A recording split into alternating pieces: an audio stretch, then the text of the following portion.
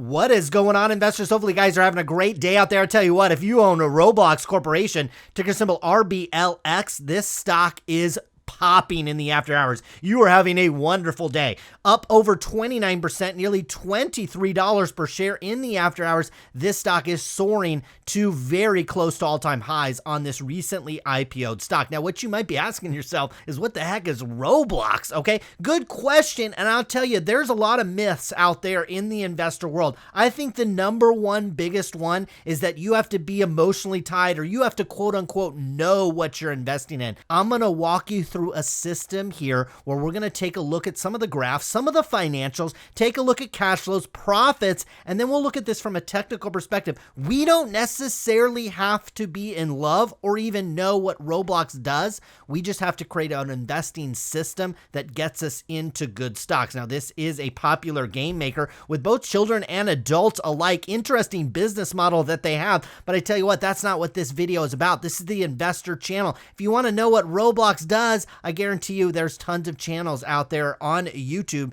talking about this, because you got a $44 billion market cap on this one. We'll have to keep that in mind, especially heading into tomorrow. That market cap is likely to increase with this after hours pop of this stock. We'll keep that in mind as we start walking through this company. We also factor in this company before today had an 8% short interest. So a lot of this pop today is short covering, and or at least a portion of it is likely short covering. And although some of them might double down at these levels, we'll talk about that from a technical perspective here in a moment. First thing I want to do is let's take a step back and just look at Roblox like it's any other kind of video game maker, any kind of user generated type of product. And we see here over the last couple quarters, we're actually seeing kind of user growth flatten out a little bit. Okay, just in Q1, you're at 10.7. That ticked up to 11, and now we're sitting here at 11.2. They're growing just marginally. Now, year over year, the numbers still look good. But what I also see here is it looks like they get a peak of users in Q4. Q4 of 18, they had explosive growth. Q4 of 19, they had really strong growth. Q4 of 20, strong growth. So I think if you want to buy Roblox, especially at these elevated prices, you're going to better hope that Q4, which is upcoming for them, better be a very nice quarter. Now, the other thing that I'm seeing is average bookings per monthly users. This is basically the dollar amount they're making off of these users. This is actually in pretty steady decline over the last 4 quarters, although we have seen that trend happen, and then you come back with a very strong fourth quarter over at Roblox. So that's also, again, what you're anticipating in the upcoming quarter. Now we'll come over to the revenue and the profits over at Roblox. Here's our 3 months ended. The right-hand column is last year. The most recent quarter is on this left-hand column. We've got our revenue coming in at this $509 million. I mean, basically double, in fact, more than double where we were last year at about $252 million. Now, what also is doubling is all of our costs. So our cost of revenue doubles. So they didn't have any margin expansion or anything like that in the quarter when it came to cost of revenues. We've got developer and exchange fees also up, although I think you'd like to see that based on their business model. It's all about, kind of giving money back to the developers. And so that fee going up, not necessarily a bad thing. It is showing you that you have a high level of engagement on the platform. You've got infrastructure and trust and safety. That's up, but it did not double. We've got research and development. Now that almost tripled from 51 up to 138. I'm assuming a lot of that is stock-based compensation. We'll talk about that when we talk about cash flows on this company. We got general administrative, that more than doubled. In fact, that basically tripled. And you've got sales and marketing. I found this was interesting that sales and marketing barely went up. So they're really investing heavily on research and development, but also just the cost of the revenue, just the cost of generating a dollar over at Roblox before you had any other expenses actually ticked up quite a bit in the quarter. But I do like the fact that they're selling and marketing expenses basically flat. It's showing you that they can double revenue with not having to buy a bunch of ads, maybe like on Facebook or Google or across different types of apps like we see maybe like a Zynga or like a Skills has to do. Those companies have to invest tremendously in sales and marketing. Roblox is growing sort of organically to a certain degree as well. We did see G&A tick up over the last year. We have to factor in that this company just recently went public. And so that means accountants and lawyers and back office staff. So you typically see this type of growth. What will be interesting is maybe 2 or 3 quarters or maybe even a year from now, how this expense is starting to flatten out. If they can get it to start to flatten out, things would be very nice. Now, our total costs and expenses went from 303 up to 586, almost a double, not quite. Again, we doubled our revenue, but we also almost doubled our expenses. That gives us loss from operations. Last year, we're sitting at about $51.5 million loss. Now you've ticked up to about a $77 million loss in the quarter. Not necessarily the most egregious acceleration in terms of loss from operations that I've seen from an early stage company like this, but not necessarily the most perfect thing as well. Also, the more Roblox continues this into future quarters, well, that will likely drive the share price down as well. Now, I do want to show you from a cash flow perspective how this cash is flowing through the business. You pull down a big old net loss. This happens to be for 9 months. The numbers that I just showed you were actually for 3 months. We'll look at a 9-month cash flow. They get to add back in this gigantic stock-based compensation expense. Look at over the last 9 months, employees were compensated $221 million worth of stock-based compensation. Last year, it was just at $63 million. That's why when the company gets into their press releases, they're going to talk about adjusted EBITDA. They're going to talk about cash flows, free cash flow, and that type of thing, because guess what? They get to adjust out stock-based compensation. They get to adjust out this big, gigantic $221 million cost because it wasn't actually cash. They get to do adjusted EBITDA because it's not cash. I will tell you, I think that's a mistake as an investor. Now, cash flows did tick up from 345 up to 536, but it's mainly due to the fact that they accelerated this stock-based compensation nearly threefold, actually close to fourfold over the last year. So be careful when you look at early stage companies like this that are aggressively rewarding executives, employees with shares of the company, that their cash flows and adjusted EBITDA numbers are going to look absolutely spectacular. Now, the company has plenty of cash on the balance sheet at the current time. They've got $1.9 billion.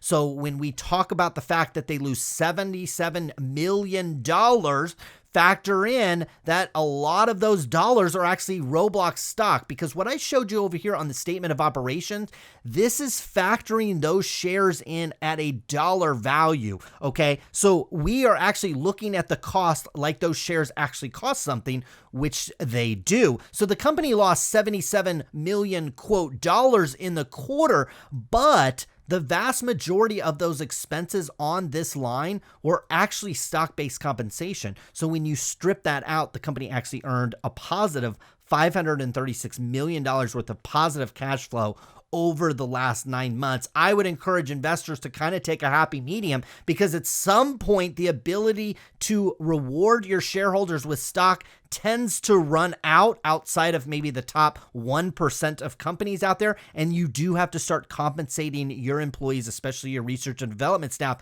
with equity and cash, and that will likely hurt the loss from operations going forward with Roblox. Now, in terms of the stock price, this thing hasn't done anything uncommon that we've seen, first of all, with early stage companies. In fact, from a technical perspective, Roblox is acting like not only an early stage company, but also kind of a dinosaur or a grandpa in the stock market as well. I'll show you 2 examples here. First chart I'll bring up here is Coinbase. So this stock started out much higher. Okay, when it IPO'd, it was like over $400 per share, and it walked all the way down, created kind of a U-shaped bottom, and now has walked all the way back up to about $355 per share. Now, I think a very much closer cousin to Roblox from a technical perspective, believe it or not, is Qualcomm. So I posted this video yesterday on Qualcomm. So this stock has basically the identical formation. So it walked all the way up here to all-time highs, walked all the way down, reported earnings, did a big gap up into the previous highs. highs. That's exactly what we're seeing with Roblox shares, okay? This stock IPO down here walked all the way up north of $100 per share. In fact, all the way up to about $104 per share. I'll keep my line right here at $100 because I think there is a psychological level with investors at that $100. Now, this stock walked all the way sideways down to about $78 per share, and then we gapped up in this after hours up over about 25, 27, 28% up here. Again, smack dab right to $100 per share. We talked about the short interest in this one. I think you absolutely have some guys scrambling in the after hours to cover their short position on this one. But I think what also will happen is this type of technical action will invite more short sellers to come on board on this one, because two types of things happen when you see this type of formation. You either will break above these all-time highs, and this thing will likely go much, much higher, okay? You want to look for a break, in my opinion, probably over this 104 level, and then maybe even closer to 105 or 106. You get that? Well, that means sellers have probably dried up on this one, and the buyers have absolutely taken over, and this thing could run. I'll pull up another chart here that's marginally similar, and that's in NVIDIA, okay? Look at when NVIDIA broke above its all-time highs here, okay? NVIDIA all-time highs were about $230 per share. When it broke up, this stock went absolutely parabolic. That's why we really, it doesn't matter what the company is. I honestly don't care if they make garbage cans or video games. When you break above these all-time highs, that's incredibly bullish. And on this one, we're looking for a follow-through above the 104, probably $105 per share range. That would be incredibly bullish. Now, the other thing we often see here is a little bit of a hesitation at the $100 mark. You have some piling in of probably retail investors seeing a stock go up this much in the after hours. Also, a stock like Roblox, which a lot of people will have emotional attachments to, whether they use it or their children use it or a combination of both. There'll be emotional attachments to this stock, just like you see with a Tesla and an Apple and an Amazon and Netflix and many, many, many other stocks out there. So this stock could hang out here at the $100 level, acquire some, retail investors kind of piling in on this one, but we could ultimately fail at this $100 level and then start retreating to levels lower. The very first one, I think, and again, we don't have a lot of price action to look at this one. I think the first area where I see here, maybe not even the first area, but you can probably come down in increments of about $5. There should be a fairly relatively decent area of support down here at about $85 per share. Also, what you tend to see from a technical perspective is when you create these big gaps in the chart, well, you tend to want to come back and fill those gaps. Similar to when you have these big green candles that move up very quickly. Well, what happens is you come back and almost fill them perfectly. And that's what Roblox did back in May of this year. We put up some big green candles. The stock ultimately got rejected at 100. It walked back all the way, filled that gap basically perfectly, even dipped down a little bit below that. And now here we are at $100 per share. So I honestly, at these levels, I love to watch what happens next. I don't necessarily think the wise move is to step in here at $100. I personally would much, much rather step in onto this stock $5 or $6 higher at 104, 105, and then set my stop loss at the previous highs, which is in this case $100. Right now, $100 is acting as a level of resistance. If I'm trading a stock, I'd much rather trade with support below me than resistance above me. I hope that makes sense. Like right now, you're sitting right with resistance right above you, right between $100 and $104 per share. There has been a history of sellers stepping in at this level. I'd much rather buy this stock with support below me. So I buy it up here at 104, 105. I'll put a stop loss down here at 100 because if we break that, well, this stock is likely heading much, much lower. And if we get rejected on this one, there's some areas where we can confidently buy the dip on Roblox. Interesting setup, interesting company. I think they're doing a nice job. I think these expenses, they could be blowing this thing up even more than they possibly are. I think they're being marginally prudent with the way they're scaling up these expenses along with their revenues. Any slowdown in these revenues and this stock would come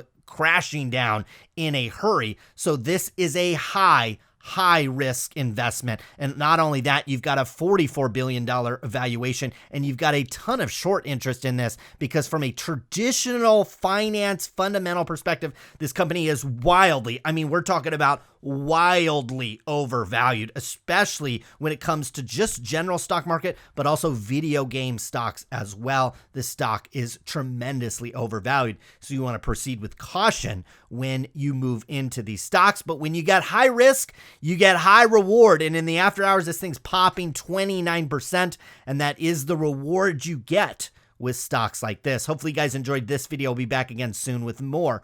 Good luck with your investments.